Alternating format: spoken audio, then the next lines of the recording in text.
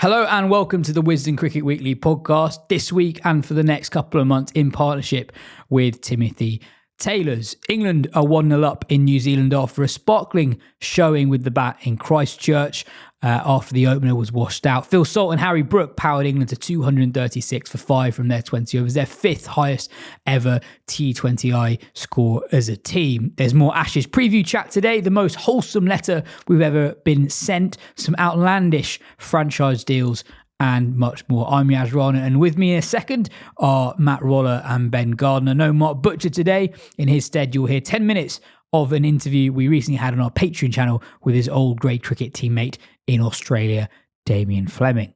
As mentioned up top, we are incredibly excited to be working with Timothy Taylor's throughout the Ashes. They are a proudly independent Yorkshire brewery that's been brewing proper cask ales since 1858. Their flagship beer, The Landlord, is a real classic and a personal favourite. We have 2 freshly poured pints of Landlord in front of us today. Talking about cricket with a pint of Landlord in hand, there are worse ways to spend a Monday. Ben, let's do a chink. Let's do a cheers and a big sip. There we go. Cheers. Sadly, I forgot my ID. You would get ID as well. It was really danger signs for you with that cheers where you had to scoot back. So you didn't get... I also like that when we don't have Butch on, we have to get someone with a tangential relationship to Butch. That's the replacement.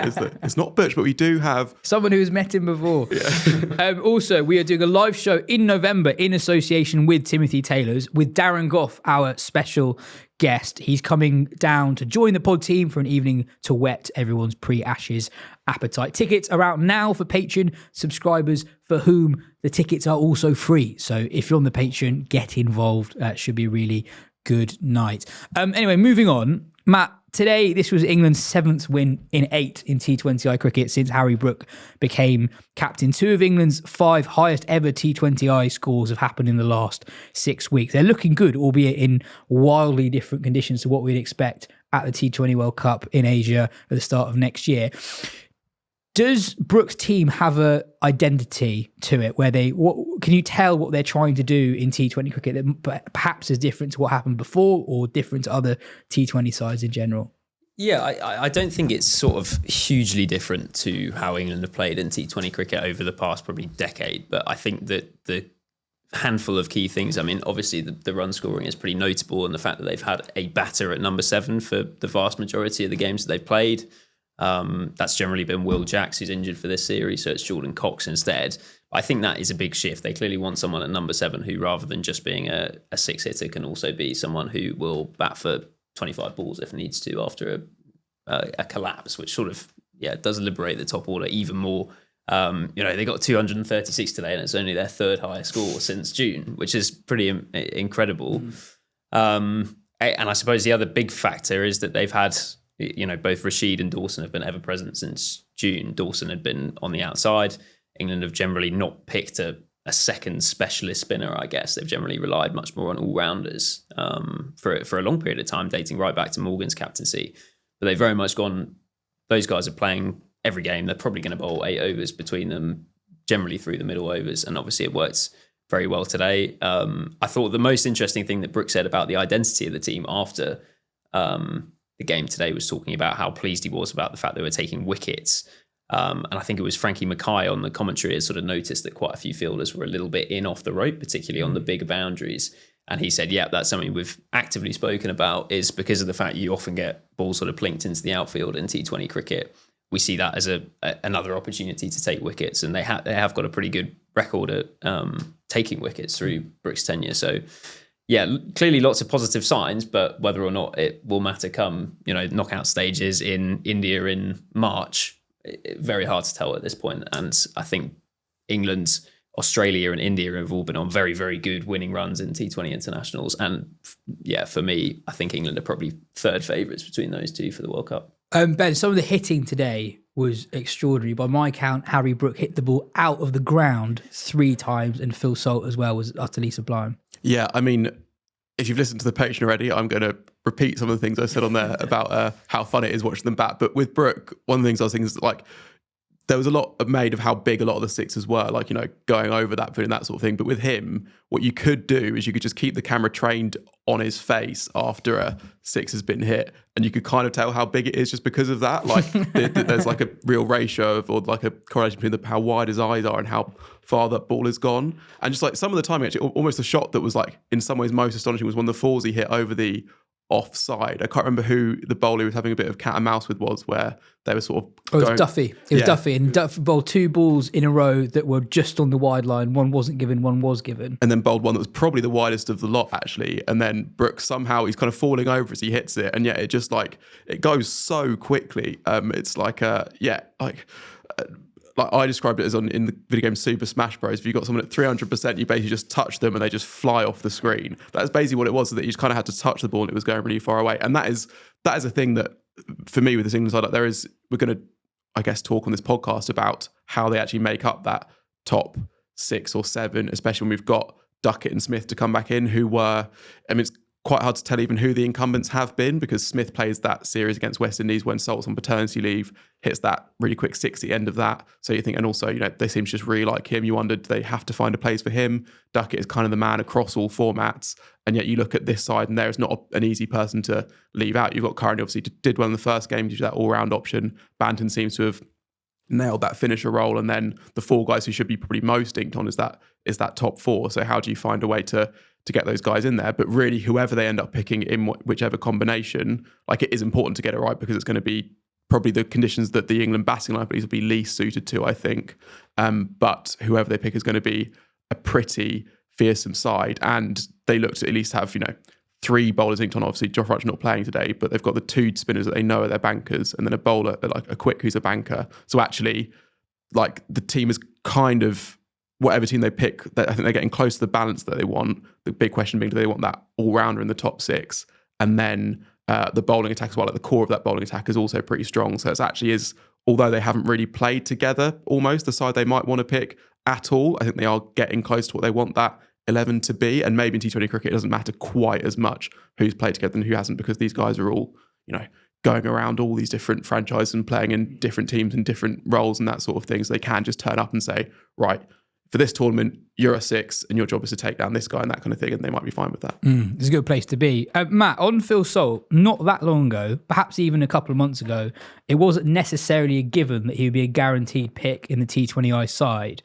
But he's continued the form that he's shown with England now for a couple of years in T20I cricket. And overall, it's an amazing transformation. He's 29 years old now.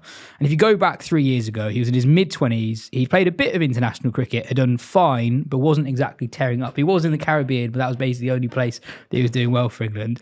But since the start of 2023, he now averages 44.65 in T20I cricket at a strike rate of 169.50.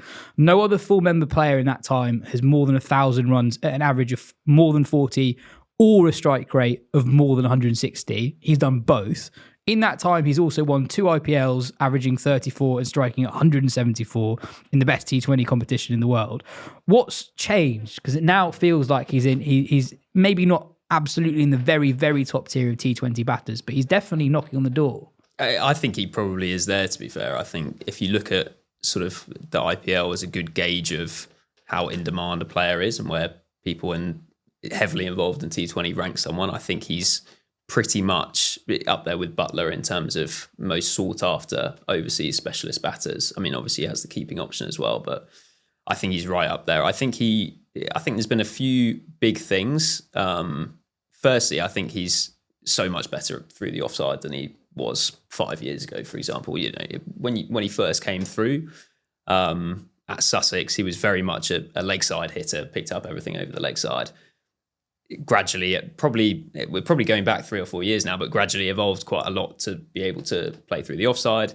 And I think that's been a massive factor. He's also got way better against spin. Was looking through his numbers, and this year he's averaging 40 plus against spin. For the first, he'd never averaged 30 against spin in a calendar year before in T20 cricket. It wasn't that long ago where it was just thought you start with left arm spin against Salt and he's in a bit of trouble. Absolutely. And I think, so I did a long interview with Salt during the Ireland series.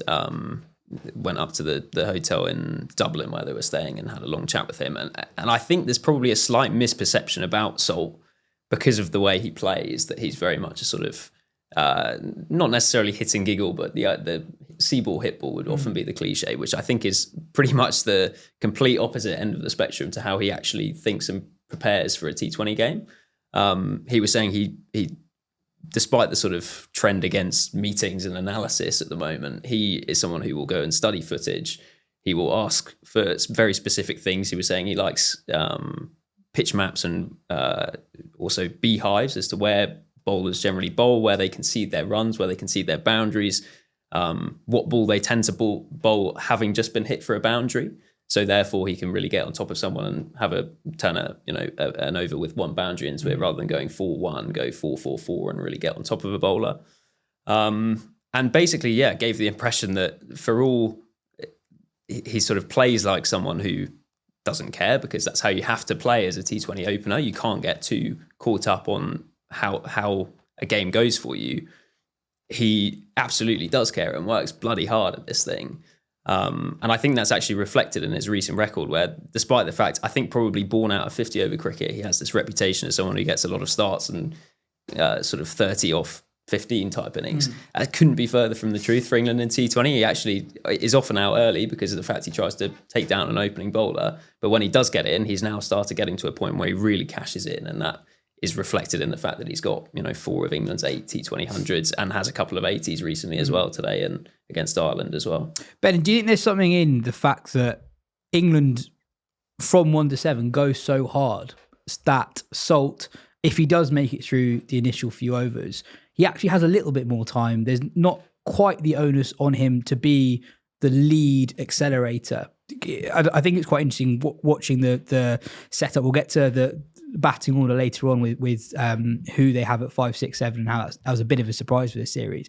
But in particular, Bethel at 3, Brook at 4, bat with real intent in a way that not that many number 3s and 4s do from ball 1, and that might actually help Salt. Yeah, definitely. And I think it's one of those things where Matt talking about how sought after is in the IPL, and you see this more like if you're a franchise owner and you're buying Phil Salt, you're buying him to be your guy who is going to just go absolutely mad against the new ball. So you're like, right, we've bought you for this role, so you go do that. Whereas in this England team, everyone does that. It's one of the different things where like you might not construct a franchise side this way. I mean, you might, because it's a pretty good team, you probably wouldn't get the chance to. You'd be probably looking at, right, we've got this guy's going to take the attack on, we're going to then allow us to have this guy who costs a bit less but can bat through an innings, and this guy who can do this job and that sort of thing. Whereas England, they all just try and whack it. And that means that Salt actually can kind of sometimes play almost the anchor role, as he kind of did today. I mean, I think there were times you could hear him be a little bit frustrated with himself. I mean, he still played a brilliant innings, but when sort of towards the end of the innings, he was sort of clothing one, but he was trying to really whack, and you could hear him like yell on the stump mic.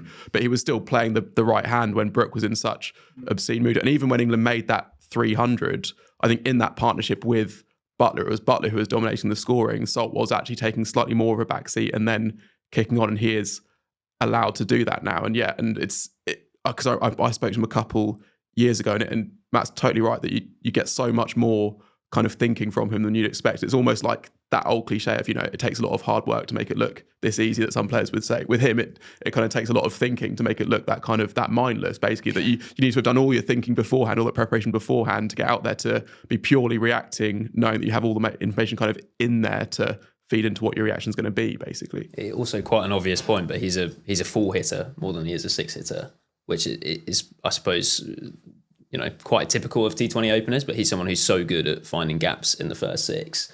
And I think also one of the things that he's therefore improved on is, rather than seeing 2 men out and thinking I have to hit the ball in a different part of the ground to that, he'll see 2 men out and think, well, there's still a big gap between them. Or I can, like, his placement is really good, I think. He has that sort of almost like a shovel around the corner to balls that are targeting his hip and trying to tuck him up and trying to bowl to the sweeper, where he can pick up boundaries even when a bowler sort of generally executes. Like if someone tries to cramp him up on his hip and has long leg and deep square back, quite often he'll try and place it, either side quite deliberately, rather than just mindlessly thinking, right, tuck it off the hip, one.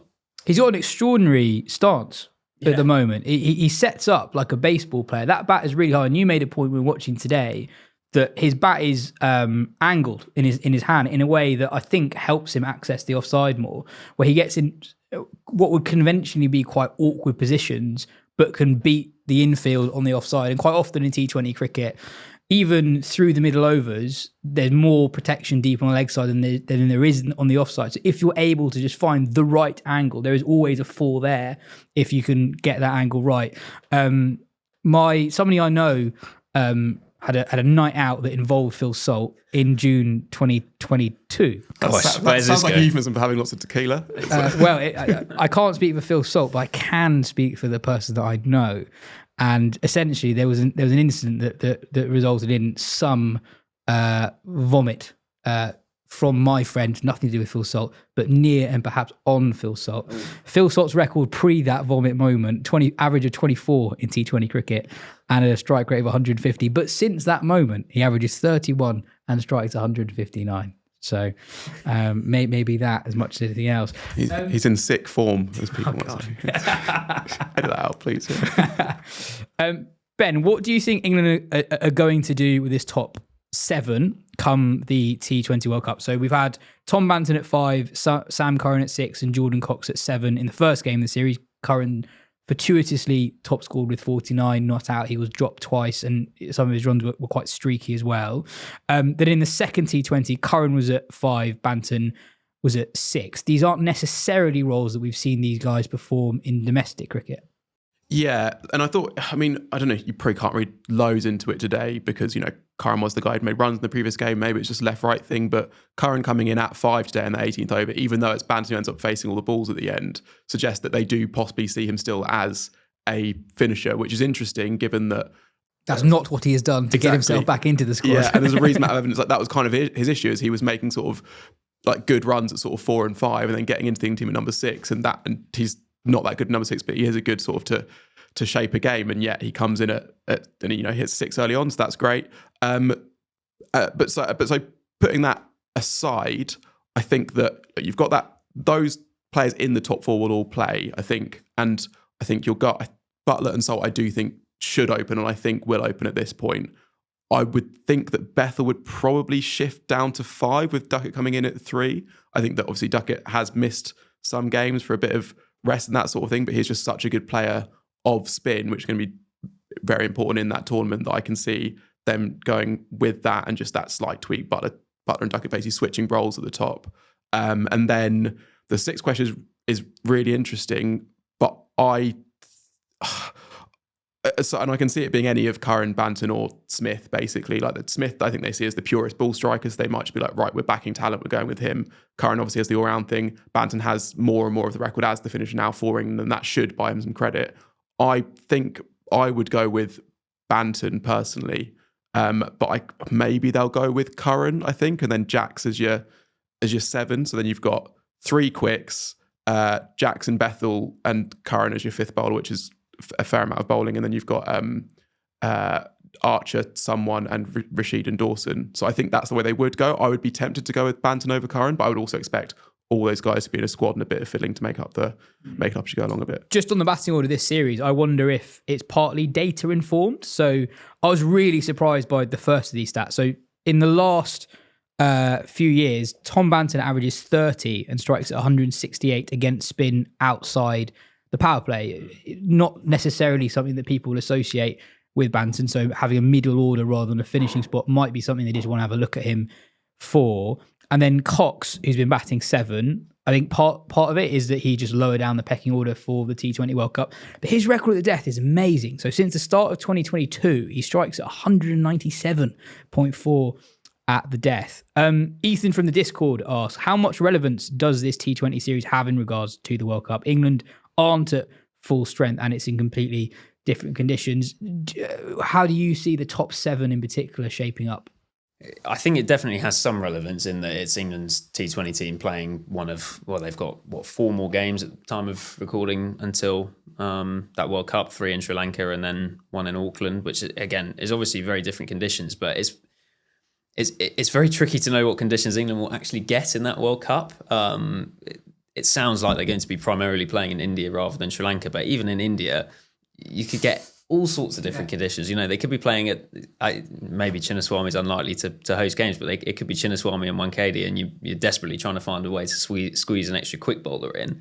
It could be, that absolute belter strip in Hyderabad where everyone scores 260, or it could be, spin fest. So it's definitely possible to overthink conditions and think India is like this when actually you'll have a huge range during that tournament. I think I would honestly be quite tempted to have a pretty similar top 7 to this series. I think Jax comes straight back in for Cox. I think Cox is basically a placeholder at number 7 while Jax is unavailable.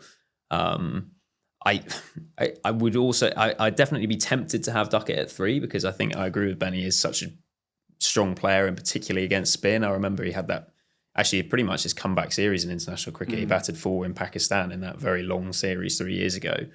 And did really, really well. But I can also see the case for keeping Bethel there and Curran. At Smith, for me, I would be quite tempted to say, he's almost missed the moment, and not through necessarily any fault of his own, but I think there was a world where he could have been turned into a damaging number 5, 6, and he's obviously done that occasionally for Surrey in the Blast pretty well. But given that he's largely opened the batting in white ball cricket and T20 cricket in particular, he opened the batting in the 100, batted top order, I'd be tempted to probably leave him out and say, we've sort of brought Banton through specifically for this role. So I think your choice is effectively around team balance as Ben has laid out there.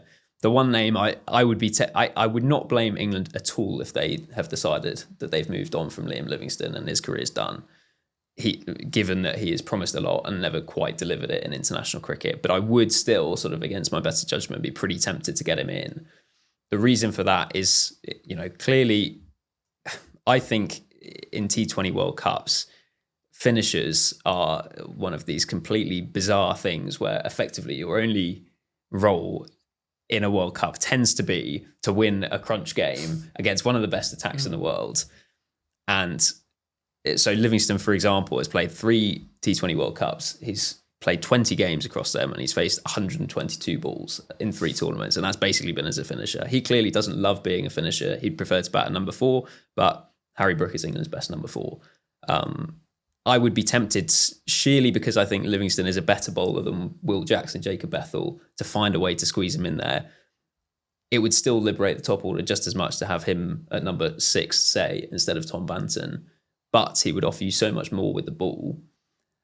And also, I think, despite the fact that he doesn't have much of a record to speak of at T20 World Cups, I think he averages 19, strikes at 140. He has shown over the years that he's capable of hitting sixes at the end of a game.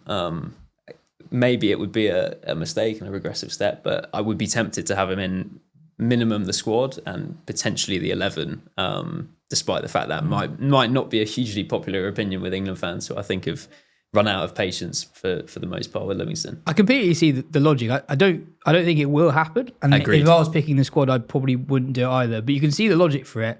And it's also, I think for me, it's very similar to the Sam Curran thing, where it's almost like the Sam Curran cycle, where Sam Curran is out of the squad because he hasn't excelled in his job for England, which is to bat 6 or 7 and bowl. He then gets back into the squad for doing really well batting at 4 and 5 and not really bowling, comes back into the squad, comes back into the side, and the only available spot for him is at 6 or 7 and bowling. Suddenly he's England's third seamer at a World Cup, when all the chat for 2 years has been, well, he's more of a batter. Well, I think there's a really reasonable chance he ends up in England's first 11, almost as much for his bowling as his batting, which feels absurd given the journey that he's been in the last few years. But I suppose that's the flip side of being a multifaceted player. And actually, low key, that's one thing I found quite interesting about the T20 side at the moment, is they have fewer all-round options than previous England sides had. When they won the T20 World Cup 3 years ago, it was basically a team full of all-rounders. There's only 2 or 3 specialists, whereas in this team, you have 4 batters in the top 7 who aren't keeping, who do not bowl at all, which limits the number of options that Brook has. Before we answer the next question, a message from our friends at WPA Health Insurance. As we build up to the Ashes this winter, we're excited to be partnering with WPA Health Insurance, the most trusted health insurer in the UK, offering health insurance plans for individuals, families and companies of all sizes across the UK. WPA is based in Taunton and is also a long-standing partner of Somerset County Cricket Club. Next up is a snippet of a brilliant hour-long interview that Joe Harmon-McGowan did with Damien Fleming on our Patreon weekly show recently. It's probably the most detailed, thorough and sober Ashes preview that I've heard so far for sure. Here is a snippet of it. There is plenty to talk about as we warm up for the Ashes. Yeah, we're still 6 weeks out, but things are definitely hotting up. We've got a bat-off going on in the Sheffield Shield. Reports that Australia's skipper is potentially out of the series as he recovers from injury. Brendan McCullum's describing it as the biggest series of all our lives. And in a stunning piece of reverse psychology, Matthew Hayden's threatening to walk nude around the MCG if Root doesn't score a ton. So, yeah, with all that happening, what's the mood like over there in Australia? Can you feel that buzz of anticipation already? Yeah, we've actually, after Haydos's comments, the Prime Minister's put a referendum and we're all rooting for Root to get 100. Not going to lie to you, Dossie wasn't allergic to his clothes falling off in post-match celebrations. Right, okay, so this wouldn't be an unseen sight, if you put it that way. No, I just feel like he just wants to keep his natural routine. And he's involved poor Joe Root, but yeah, Michael Atherin's got involved as well. You know, Athers has suggested that the big Scotty Boland, who's becoming this folk hero here, particularly in Australia, you know, averaging 12 runs a wicket. Yeah. You know, Athers has said, you know, he played 2 tests in the last Ashes series, which was right up there with one of the greatest Ashes series as well. But yeah, that was a fantastic Ashes series to cover.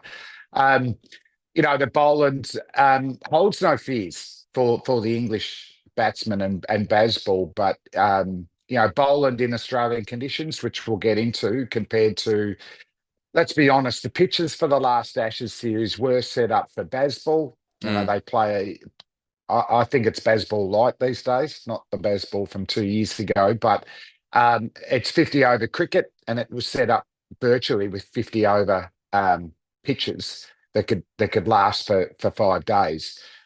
So for Boland, it was a struggle. And you've got to think, not just Bolo, you know, arguably the greatest swing bowler of all time, James Anderson, had a horrible series, didn't he?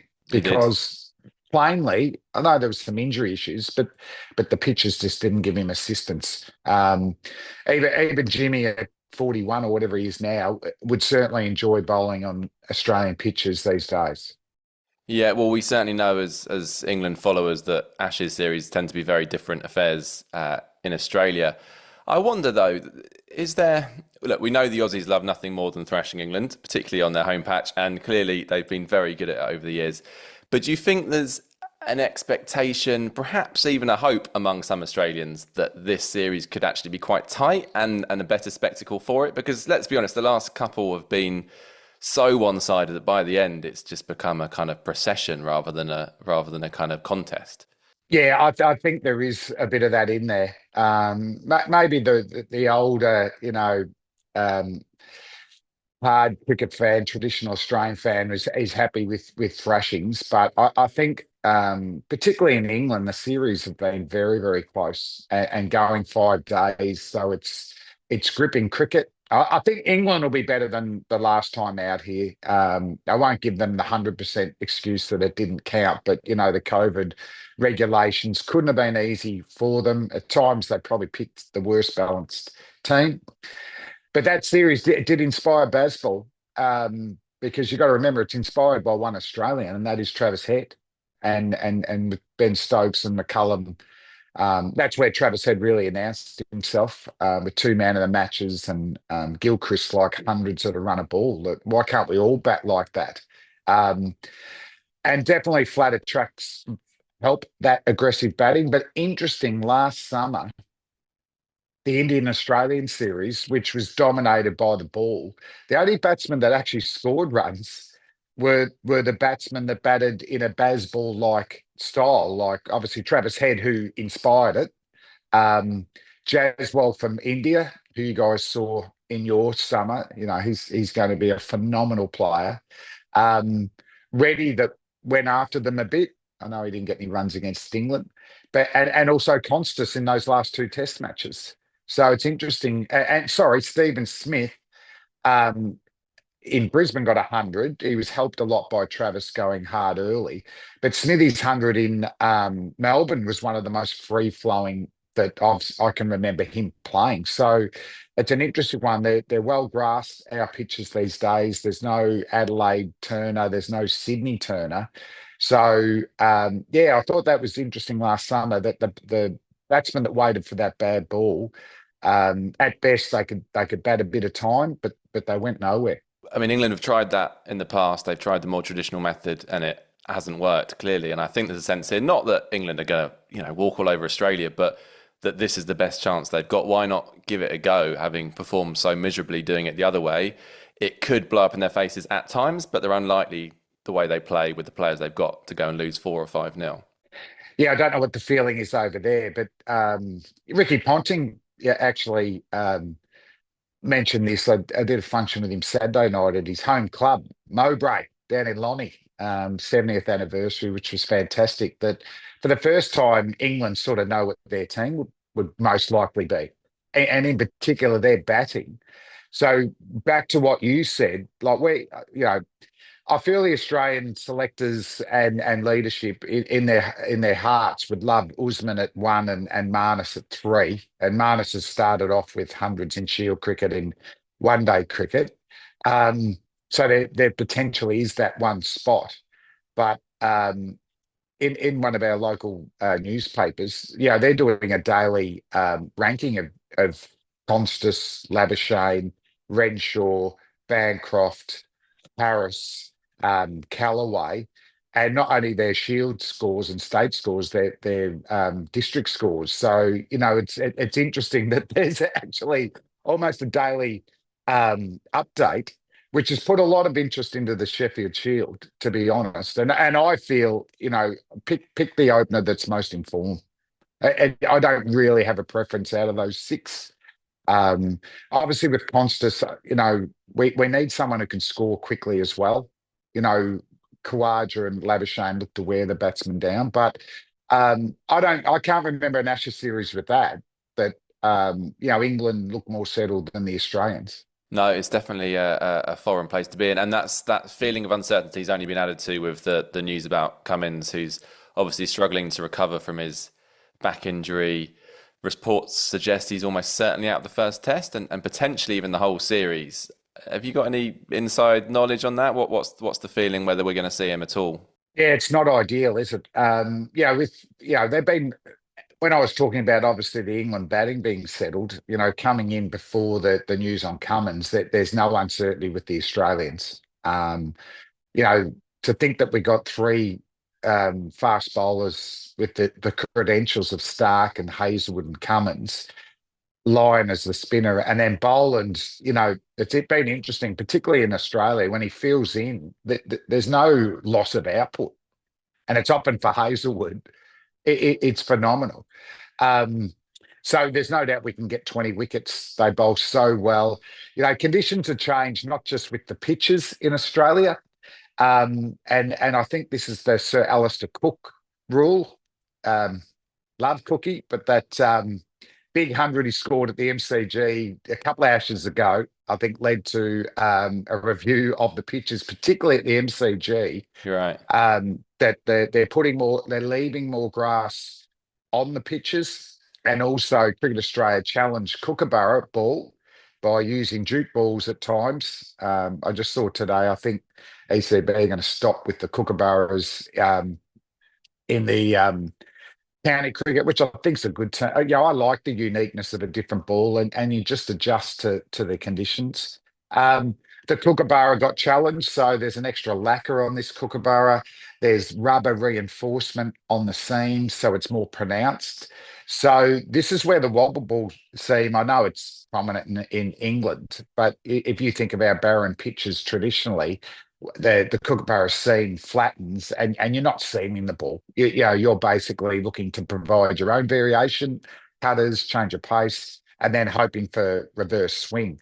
Whereas these days, the ball swings longer, and then also the double effect is that the wobble seam seems to pretty much play a part, for the whole day. That's really interesting stuff. So we've got Mark Butcher's a regular on our main podcast, and he thinks Australia would be crazy to play England on green seamers. He thinks that brings England's pace attack more into the game, and Australia's slightly fragile batting unit could really struggle, whereas Australia's attack is so good that they will perform well in any conditions. So you're better playing on, more traditional Australian pitches.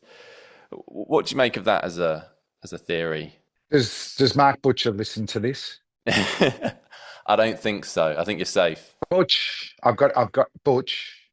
We played together at South Melbourne in 93, 94. You come across as a fast bowling all-rounder. Yes. First ball, we thought that probably didn't come out well because he ran in like Malcolm Marshall, right? The second ball, we all moved up in the slips about 5 yards. The ball almost hit him in the follow-through. That's how slow Butch was bowling.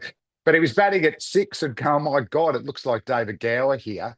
But the worst thing is, Joe, Butch won the bowling average with an average of 40 because they had a rule where I was playing for Australia a bit. I didn't bowl half his overs at average 15.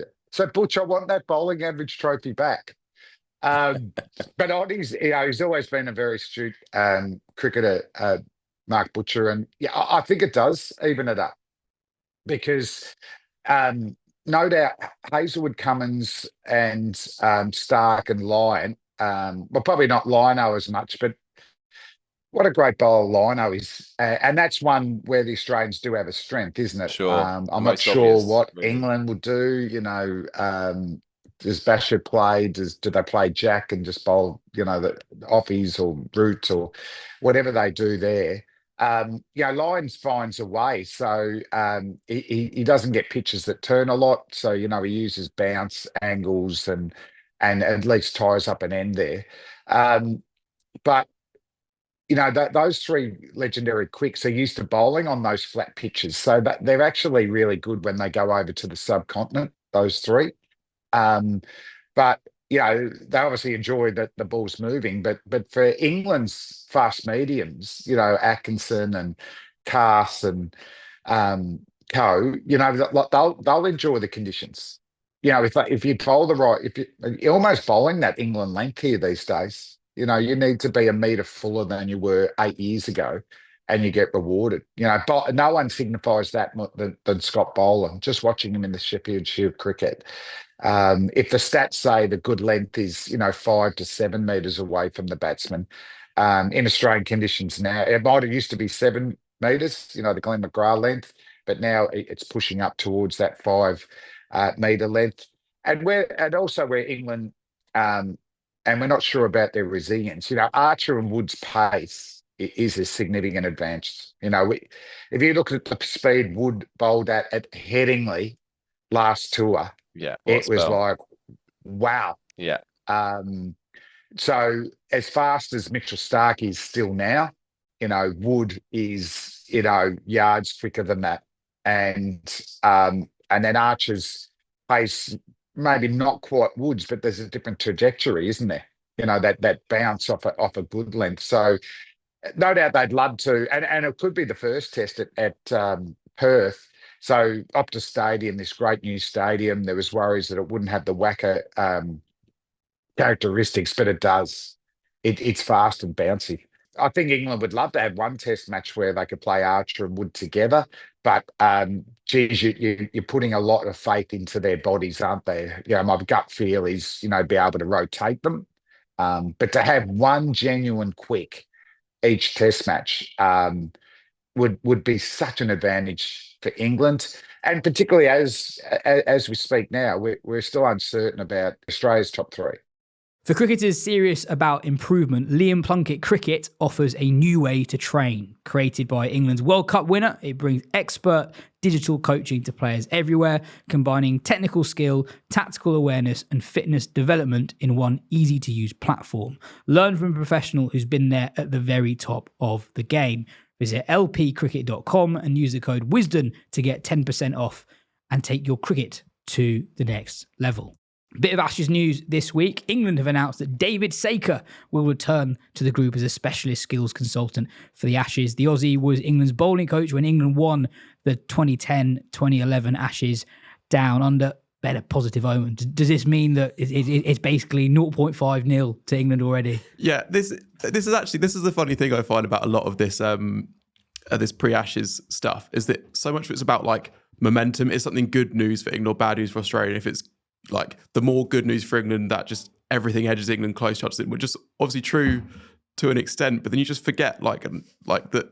You just look at the team that Australia are going to put out, and I know they're not sure exactly what it's going to be, and that's another good omen for England. But the team they're going to put out is going to have like all of the following players in it, right? Usman Khawaja, Marnus Labuschagne, Cameron Green, maybe injured, but again, good omen for England, but I think he'll be fine. Cameron Green, Steve Smith, Travis Head, Alex Carey, Pat Cummins maybe injured, but he'll play a bit of it. Josh Hazelwood, and if it's not Pat Cummins, it'll be Scott Boland, Mitchell Starc, and Nathan Lyon. Like, okay, they don't know exactly what all those... It's the worst Australia team in 15 years, though. Yeah, exactly. I mean, number one ranked team in the world by quite a long way. Yeah, I mean, not to get too just like.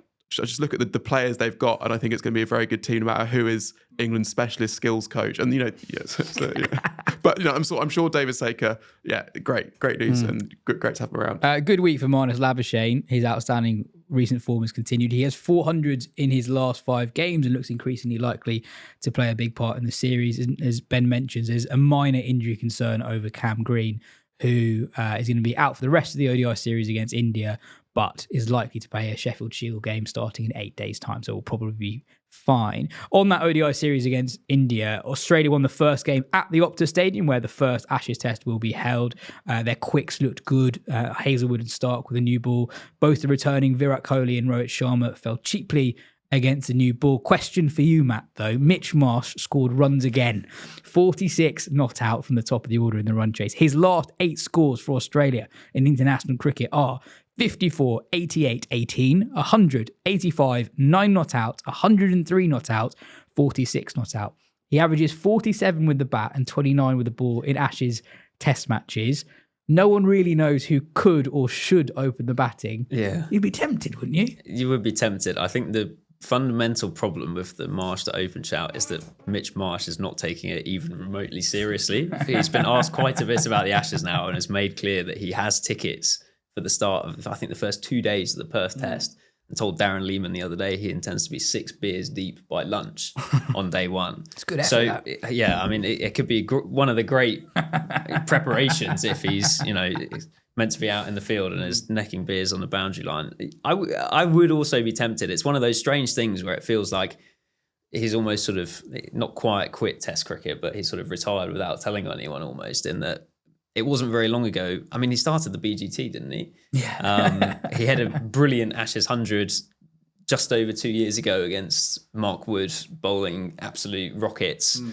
England are going to start the series with, they've left open the possibility that they're going to pack the first test team with pace in potentially Wood and Archer and potentially Stokes and, who knows, Bryden Castle, Josh Tongue is the other quick, at Marsh's home ground. It could all add up. I would be tempted by it, but he doesn't seem to think that it's even a remote possibility. So either he's bluffing the cricket world very well and has already locked himself into open, or more likely Australia have at some point taken a call and said, no, we don't think this is a goer. They also reconfigured their balance of the side in 2023 to accommodate Marsh at Manchester, where was it him or Green who batted 8?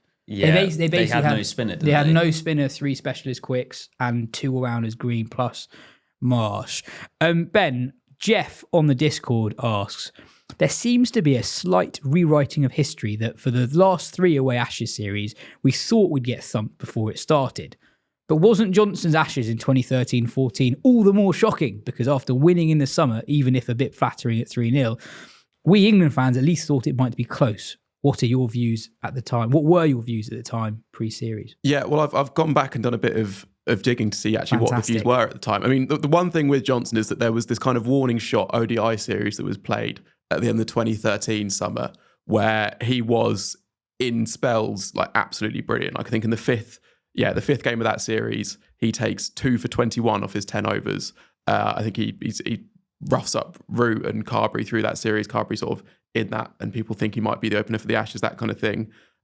So there was that kind of warning shot that he had fired. But I was looking at Matt's old colleague, George Debelle, his preview for Cricinfo had the headline, "No fear for England as 4 in a row looms," and contains the line, "There must be some unease at the level of reliance upon a player as unpredictable as Mitchell Johnson."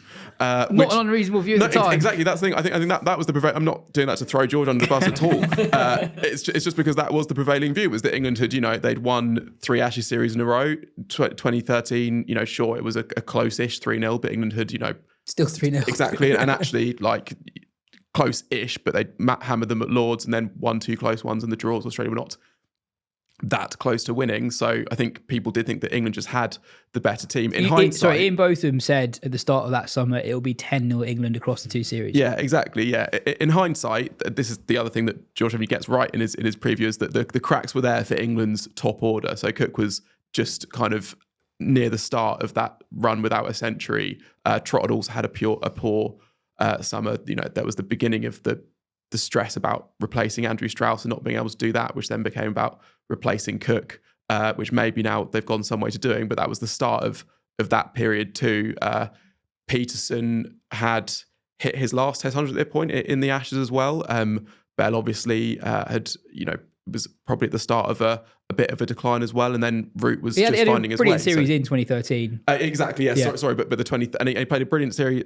Phil will always talk about this, but brilliant innings, the first test of that 2013-14 Ashes, but again, that 2013 was actually, it seemed like this was Ian Bell right in his prime, and is actually basically the end of his prime, basically. So that sign wasn't there as a crack, but the rest you could see cracks starting to form, and then I guess in hindsight you can then look at the fracture stress room before that, and then see how it all fell apart. But at the time, I think people would have thought England won the last 3. There's not that much. It's not like Australia got a brilliant new player. They just had a player who all of a sudden was going to become the best player in the world for 8 months. Matt, you are now an expert in that era of English cricket. Well, the other one to mention, I was going to say, I was at the launch of the TNT coverage for the Ashes the other week, where Cook was talking specifically about 13-14 and pointed out that he was basically saying that the key to winning an away Ashes series, or any Ashes series to some extent, is that things fall into place. And he made the quite reasonable point that Ryan Harris played all 5 tests for the only time in his career. He said he's probably never played 5 games in a row in any format of cricket for anyone, but in 13-14 was unbelievable and is sort of the almost forgotten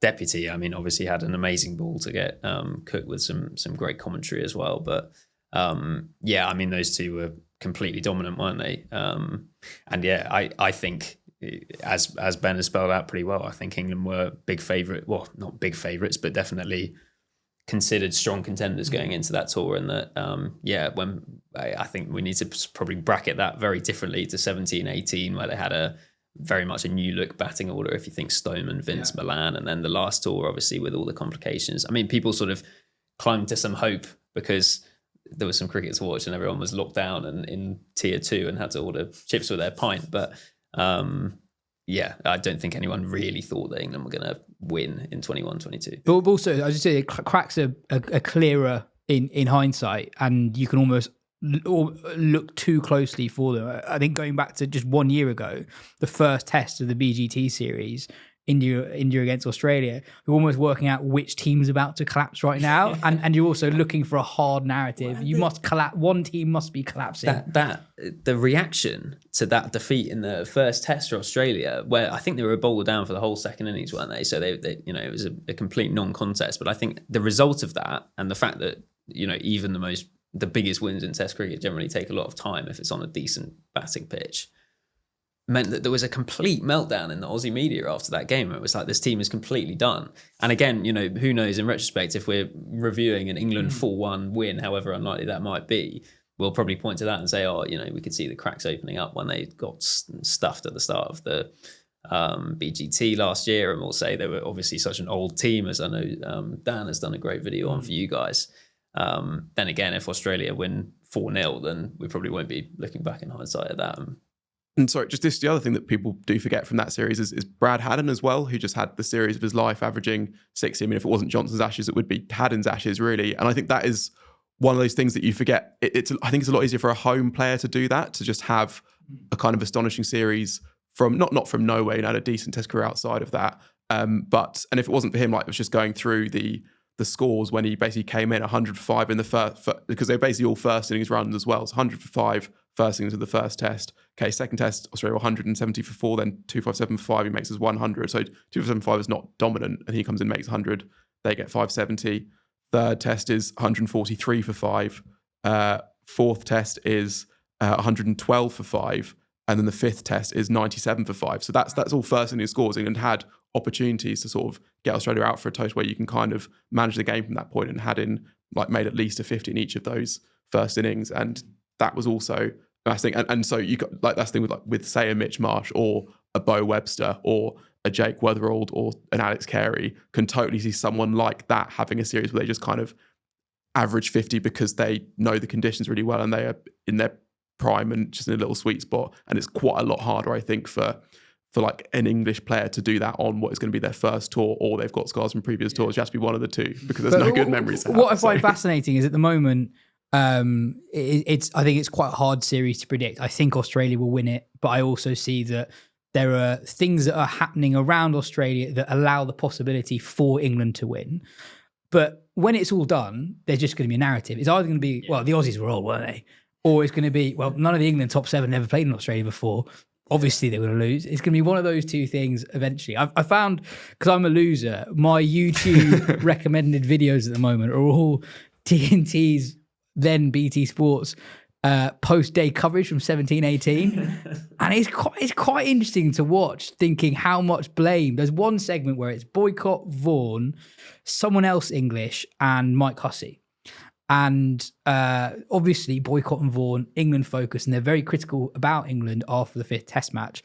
Hussey's just there going like, it's an amazing Australia side. You know, Steve Smith's the best player in the world, and the bowler's amazing. Yeah. And it's quite interesting to see how things are covered there and then. Whereas in hindsight, you look at the two teams, and you're like, obviously Australia going to win 4 or 5-0.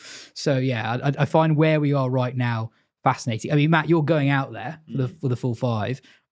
Gun to your head, what's going to happen? You should have a gun to your head. That's what I think's going to happen. I'll tell you, even if I don't. My best guess at the moment, which is effectively hedging my bets, is a 3-2 Australia, because I think England are good enough that for the first time since January 2011, they'll win a test. But I can see almost any set of results as you spelled out. I mean, you can even take individual players and see. You know, I can see a world where Mark Wood doesn't play a test. I can see a world where Mark Wood plays 1 test and lasts 5 overs. I can see a world where Mark Wood plays 3 tests and takes 20 wickets at 18. Yeah, you could see Ben Duckett having a massive series. You could also see him really struggling against the extra bounce. He's on his first Ashes tour. Who knows how that's going to go? You could see Crawley having an amazing series like he did at home a couple of years ago, playing like he did in Sydney on the last tour. You could also see him having a typical Crawley series, or even worse, you know, averaging 20s and finally getting dropped with England 3-0 down. So I do find it extremely difficult to predict at this stage. And yeah, I think Ben made a very insightful and good point earlier in the pod, which is that because of the nature, so surprised. That was the first time, yeah. because of the nature of the news cycle, everything that has happened is understood as an Ashes booster and Ashes blow. Whereas in fact, sometimes, you know, you can get slightly carried away with that and forget that Australia are really good and England are also quite good. So therefore, you know, there's a range of possibilities on the table. Next up, we have received the most wholesome correspondence we've ever received on the pod from 8-year-old Sam and his sister Orla, for whom we do not have an age. So let me find the first letter. So this is from Sam. Dear Wisden, me and my sister have been thinking about the Ashes. We have picked the all-time best England and Australia cricket teams. We would really love if you could tell us what you think. Yours sincerely, Sam, and in brackets, and Orla, aged 8. So, 4 separate pieces of paper, the all-time England and Australia Ashes 11. So we're going to start with Sam's England 11. It also gets one of Yaz's favourite things, which is reading out a full team sheet. Which is So opening up for Sam, Jack Hobbs and Len Hutton, Ken Barrington at 3, Joe Root at 4, Wally Hammond at 5, Alex Stewart with the gloves at 6, Stokes 7, captaining as well, Botham 8, so serious batting depth, Fred Truman at 9, SF Barnes at 10, and Jimmy Anderson at 11. Similarities with Orla's team, but differences too. So Orla's gone Sutcliffe rather than Hutton to open up with Hobbs. Barrington, Root and Hammond at 3, 4, 5 as well. Stokes at 6. Botham at 7, captain. That's bold, I think. And then Alan Knott at 8, which I love with the gloves. Derek Underwood is the spinner. And then taking the new ball with Jimmy Anderson, George Lohmann, who I think last played a test match in the 19th century. Well, do you think he died in 1901 or 1903? So definitely played at his last test match in the 19th century. And then for the Australian teams, Sam's gone with Hayden Langer, Bradman Ponting, Steve Smith, Steve Waugh, Gilchrist, Shane Warne, captain, which is great. Cummins, Dennis Lilly, and Glenn McGrath. And all has gone Hayden Langer, Bradman Ponting, Waugh, Border at 6, Gilchrist, Pat Cummins, Shane Warne, Dennis Lilly, and Glenn McGrath.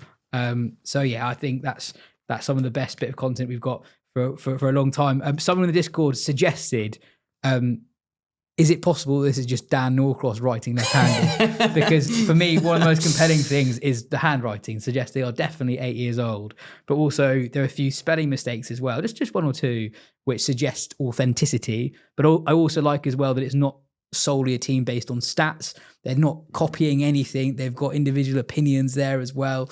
And also opinions on how they think the game should be played with Warren and Stokes as captain as well. So magnificent stuff. Yeah, well, I presume we've all got siblings, but you'll have... You've got loads. Yeah. Well, yeah. And so I'm no stranger to sibling arguments, but the idea of having a massive blowout row over, George Lohmann at 11 is just amazing. Not versus Stuart. Yeah. If you give him the gloves, he won't perform as well. Moving on, the second Pakistan-South Africa test started this morning. Debuting for Pakistan is the 38-year-old left-arm spinner Asif Afridi, which does, to be fair, make him the youngest left-arm spinner in the Pakistan side of the great Norman Ali. He is the third Pakistan player to debut age 34 or older in the last 4 years, after Norman himself and the seamer Tabish Khan, who played a one-off test against Zimbabwe in 2021. A lot of the oldest debutants in the last 50 years are players for countries just given test status, or they're South Africans in 92 after their readmission. If you discount those, so the last test debutant older than Afridi was Ed Joyce in 2018, age 39. But if you discount the first test for countries and readmissions, the last one is an Australian leg spinner who debuted age 38 in 1984. So You have to go a long way back to find someone older. Who was that? Afridi. I'm sure other listeners want to know. Orla, Sam, get in touch if you know who that is. We'll let you know next week. I'm sure Orla and Sam will be all over it. Moving on. So a couple of items that we bumped off last week. So it's Bob Holland. You looked it up. Bob Holland, who made his test debut in 1984. Couple of items bumped off last week's running order, but I don't want to forget. We've had a few requests to tell people who've been involved in the latest new league, the Canada Super 60. It was won by the Brampton Blitz, who of course had James Vince batting at 3. In the final, their 11 was Martin Guptill, Will Smead, James Vince at 3, 34 off 16 in a successful run chase. Al Davies from Warwickshire, Yivraj Samra, David Weiser, Roloff van der Merwe, Dylan Heiliger, Scotland's leggy Chris Greaves, Piyush Chawla at 10, and Rishiv Joshi. But can I tell you the bizarre thing about this tournament is that unlike almost any tiny pop-up league in an associate nation, this was held at a massive stadium. So I saw a couple of clips of it and was like, hang on, this looks a bit odd. And it's in a 55,000 seater stadium that also hosted the final 3 shows of Taylor Swift's Eras Tour last year, called BC Place in Vancouver. So extremely odd spectacle for anyone lucky enough to have seen the highlights. An amazing year for BC Place. Yeah, a roof stadium as well, I think. Yeah. And so because I think this tournament, I mean, this is actual cricket chat, which we're not supposed to have about these sort of things, but I think there was the first ever franchise T10 200 team score. Oh, wow. In this tournament. Nice. So there you go. That's good detail. Slightly more seriously, the ILT20 auction was a few weeks ago, and we mentioned one headline from it that was Scott Curry, the Hampshire bowler who's involved in an England squad at the end of the summer, picking up a $250,000 deal for the competition that starts in December. But what I hadn't realised until last week was there were quite a few eye-catching deals. So the most expensive player in the auction was Andre Fletcher, the 37-year-old West Indies batter. He picked up $260,000 US. Junaid Siddiqui, a UAE international, picked up $170,000, and there are a few other UAE internationals who are picking up more than $100,000 US. When you look at some of the players who weren't picked up and some of the players who got cheaper deals, it's quite hard to work out why some players went for so much money. And actually, at some level, it feels slightly unfair. I mean, I think auctions are very weird in the first instance, and also probably the most overrated thing in T20 cricket. I think because of the fact that you occasionally get moments at IPL auctions which are really exciting, which tend to be basically two teams raising their paddles lots and then thinking hard about whether or not to spend an extra, 100,000 rupees on someone. I think they're generally extremely dull in terms of how they actually play out. Like the ILT21 lasted 7 hours. And also, apart from the mega auction, which obviously takes even longer in the IPL, most of them that have happened have been pretty, you generally have a lot of retentions and direct signings, which is what happened in ILT20. So you've ended up with a pretty average player pool in terms of players who are actually available to get signed. And I think the curious thing about that one, which is why you got some weird outcomes, is that you had not many teams, not a great list of players, but a load of cash to spend between them because the salary cap's really high. It only ever takes, your price at an auction is dictated by what the team who wants you the second most is willing to pay for you. So if there were two teams, which there clearly were, who wanted to sign the Spice Man based on I think he had a good Major League Cricket this year, then, good for him. But I do think they're very odd. It also, the auction sort of by definition lends itself to the extreme outcomes where you have some players getting 10 grand base price, which is probably hardly even worth their time doing in some cases. And then you have others getting huge money. And therefore, I think if people think that it's, if it's going to revolutionize interest in how teams recruit in the 100, I think they're in for a big shock. I think it could actually be incredibly dull and also won't necessarily lend itself to better outcomes in terms of how squads are built and how even they are. It feels harsh picking on one player, but just an illustration of Fletcher's caliber as a T20 player. He's played 60 internationals for West Indies, averages 19 at strike rate of 110.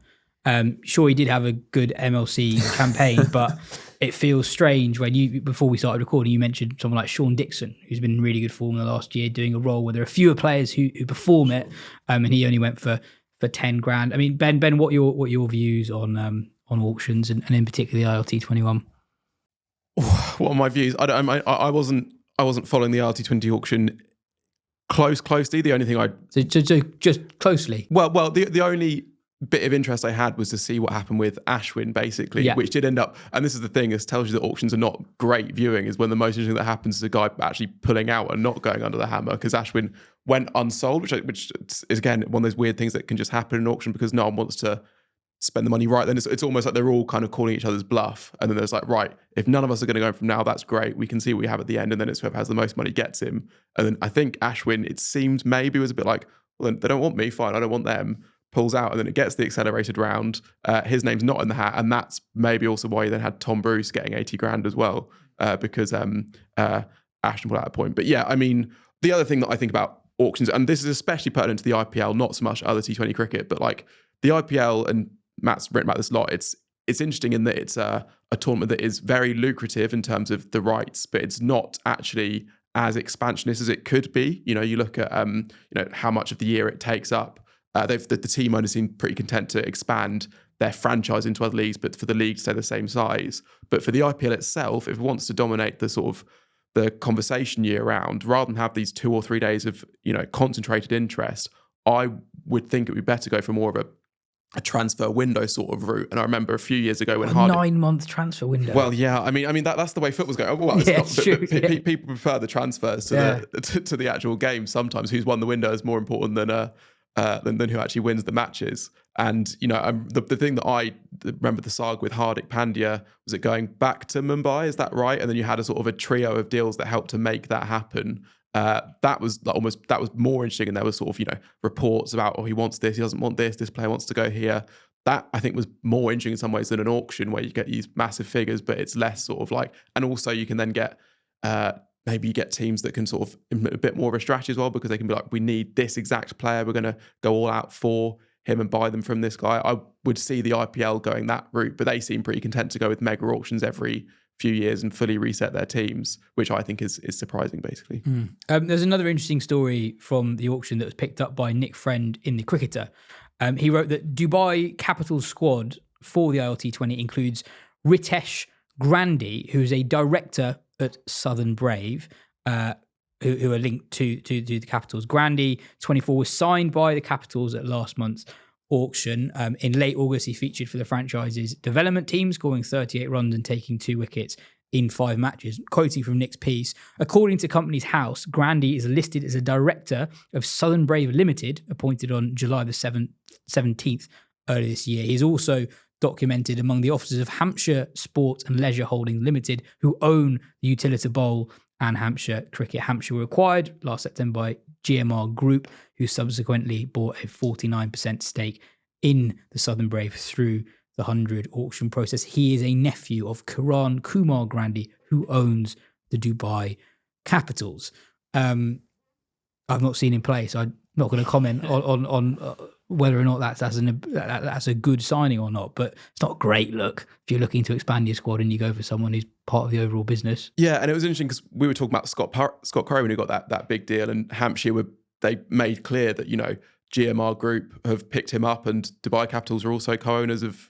GMR Group co-owned Dubai Capitals, and they own us, and they bought him, and it almost felt like saying to county cricketers, like, if you want to get a really good franchise deal, come to Hampshire and we'll get you in places. But they didn't even mention in that tweet that it says Brad McMullen, who featured 5 times in our One Day Cup campaign, was also owned by Night Riders. Didn't say that Ritesh Grandy, who sits in the back office, was also picked up for this amount of money. So they didn't mention that. But yeah, it is certainly interesting, and that's another ILT20 debut that I'll be. If I don't have Ashwin to watch, I can watch Grandy and see how he goes. That'd be good. Yeah, it is curious. I think a lot of IPL ownership groups are sort of run as family businesses, and I think GMR is very much one of those, which I don't think it's particularly notable that someone's nephew is on the board or is involved in therefore the running of the 100 franchise as well. It is a bit curious that they then get picked up as an active player, but yeah, as you say, I've not seen him play. Not hugely promising numbers from the development team, but he's allowed to improve.